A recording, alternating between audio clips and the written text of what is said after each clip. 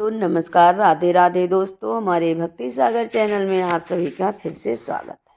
हम आप लोग को अपने भक्ति सागर चैनल पे आज गरुड़ पुराण का 11वां अध्याय सुनाने जा रही हूँ। 11वां अध्याय आप लोग को कैसा लगेगा कमेंट में ज़रूर बताइएगा। 10 गात्र विधान। चलिए शुरू करते हैं। गरुड़ जी बोले, हे केशव, आप 10 गात्र की विधि के संबंध में बताइए। इसके करने से कौन सा पुण्य प्राप्त होता है और पुत्र के अभाव से इसको किसे करना चाहिए। जिसके पुत्र न रहे उसको किसको करना चाहिए। हे ताक्ष, श्री भगवान बोले, हे ताक्ष, अब मैं 10 गत विधि को तुमसे कहता हूँ, जिसको करने से सत्य पुत्र पितृऋण से मुक्ति हो जाता है। पुत्र पिता के मरने पर शोक का परित्याग करके धैर्य धारण करके सात्विक भाव से संवित होकर पिता का पिंडदान आदि कर्म करे। उसे आशुपात नहीं करना चाहिए, क्योंकि बांधों के द्वारा किए गए आशुपात को सम्मेल पात्र को विनाश होकर पिता रूपी प्रेत पान करता है। इसीलिए इस समय निरर्थक शोक करके रोना नहीं चाहिए। यदि मनुष्य हजारों वर्ष रात दिन शोक करता रहे तो भी मृतक प्राणी कहीं भी नहीं दिखाई पड़ता है। जिसकी उत्पत्ति हुई है उसकी मृत्यु निश्चित है, और जिसकी मृत्यु हुई है उसका जन्म भी निश्चित है। इसीलिए बुद्धिमान को इस असंभवी जन्म मृत्यु के विषय में शोक नहीं करना चाहिए। ऐसा कोई देवी अथवा मानवीय उपाय नहीं है जिसके द्वारा मृत्यु को प्राप्त हुआ व्यक्ति पुनः यहाँ वापस आ सके। असंभावी भावों को प्रतिकार यदि संभव होता है तो नल, राम, युधिष्ठिर महाराज आदि दुख ना प्राप्त करते। इस जगत में सदा के लिए किसी भी व्यक्ति के साथ रहना संभव नहीं है। जब अपने शरीर के साथ जीवन आत्मा का सर्वकालिक संबंध संभव नहीं होता तो फिर अन्य जनों के अंत्यादित सहवास की बात ही क्या।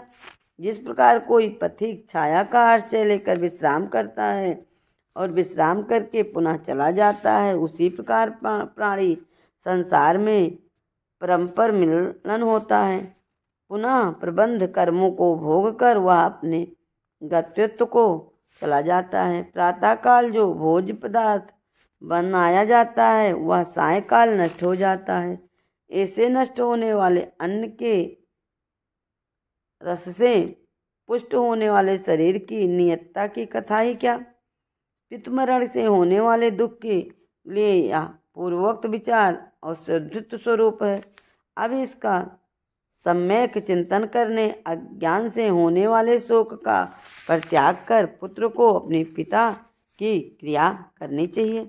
पुत्र के अभाव में पत्नी और पत्नी के अभाव में सहोदर भाई को तथा सहोदर भाई के अभाव में ब्राह्मण की क्रिया उसके शिष्य को अथवा किसी सापिंडी व्यक्ति को करनी चाहिए।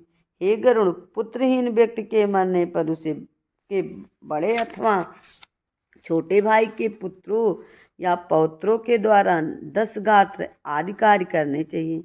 एक पिता से उत्पन्न होने वाले भाइयों में यदि एक भी पुत्र हो तो उसी पुत्र से सभी भाई पुत्रवान हो जाते हैं। ऐसा मनु जी ने कहा है। यदि एक पुरुष की बहुत सी पत्नियां में से कोई एक पुत्रवती हो जाए तो उस एक ही पुत्र से वे सभी पुत्रवती हो जाती हैं। सभी भाई पुत्रहीन हो तो उसका मित्र पिंडदान करे, अथवा सभी के अभाव में पुरोहित को ही क्रिया करनी चाहिए। क्रिया का लोप नहीं करना चाहिए। यदि कोई स्त्री अथवा पुरुष अपने इष्ट मित्र की अवैधिक दाही क्रिया करता है तो अनाथ प्रेत का संस्कार करने से उसे कोटि यज्ञ का फल प्राप्त होता है। हे खग, पिता 10 ग्राद्य कर्म पुत्र को करना चाहिए, किंतु यदि ज्येष्ठ पुत्र की मृत्यु हो जाए तो अति स्नेह होने पर भी पिता उसकी 10 ग्रात्य क्रिया ना करे। बहुत से पुत्रों के रहने पर भी 10 ग्रात सापिंड तथा अन्य षोडश श्राद्ध एक ही पुत्र को करना चाहिए। पैतृक संपत्ति बंटवारा होने पर भी 10 ग्रात सापिंड और पोषण श्राद्ध एक को ही करना चाहिए, किंतु स्वतंत्र आदि श्राद्धों को भी भक्त पुत्र पृथक पृथक करें।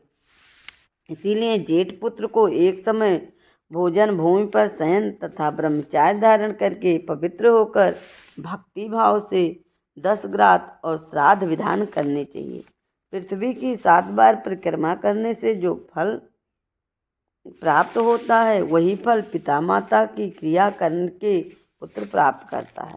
10 ग्रात से लेकर वार्षिक श्राद्ध पर्याप्त पिता की श्राद्ध क्रिया करने वाला पुत्र गया श्राद्ध का फल प्राप्त करता है। कूप, तालाब, बगीचा, तीर्थ अथवा देवालय के प्रांगण में जाकर मध्याह्न काल में बिना मंत्र के स्नान करना चाहिए। पवित्र होकर वृक्ष के मूल में दक्षिण विमुख होकर वेदी बनाकर उसे गोबर से लीप कर उस पर वेदी में पत्ते पर कुश से बने हुए दर्भमय ब्राह्मण को स्थापित करके प्रदान से उसका पूजन करें और इत्यादि मंत्रों से उससे प्रणाम करें।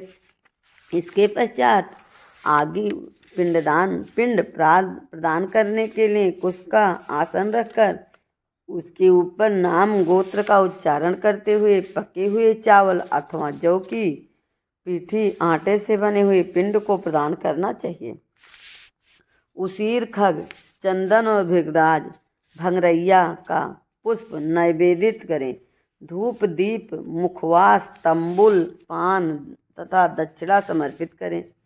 तदंतर काकुन, दूध और जल से परिपूर्ण पात्र तथा वर्धमान वृत्तक्रम से ही दी जाने वाली जलाजल प्रदान करते हुए यह कहें कि हे अमुक नाम के प्रेत के लिए मेरे द्वारा दंड या पिंडादि सामग्री प्राप्त हो। अन्न, वस्त्र, जल, द्रव्य अथवा अन्न जो भी वस्तु प्रेत शब्द का उच्चारण करते के मृतक प्राणी को दी जाती है उससे उसे अनंत फल प्राप्त होता है, अक्षय तृप्ति प्राप्त होती है। इसीलिए प्रथम दिन से लेकर सापिंडी करण के पूर्व स्त्री और पुरुष दोनों के लिए प्रेत शब्द का उच्चारण करना चाहिए। पहले दिन विधिपूर्वक जिस अन्न का पिंडदान दिया जाता है उसी अन्न से विधिपूर्वक 9 दिन तक पिंडदान करना चाहिए। 9वें दिन सभी सपिंडी जनों को मृतक प्राणी की स्वर्ग की कामना से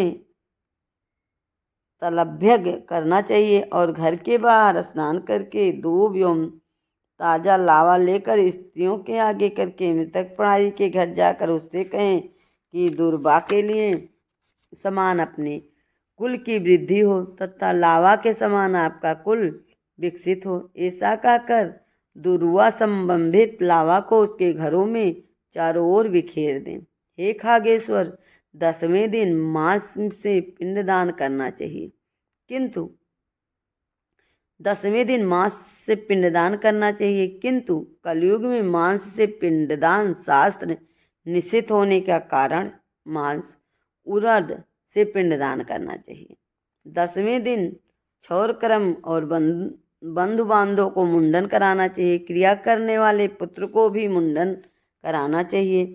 10 दिन तक एक ब्राह्मण को प्रतिदिन मिष्ठान भोजन कराना चाहिए और हाथ जोड़कर भगवान विष्णु का ध्यान करके प्रेत की मुक्ति के लिए इस प्रकार प्रार्थना करनी चाहिए।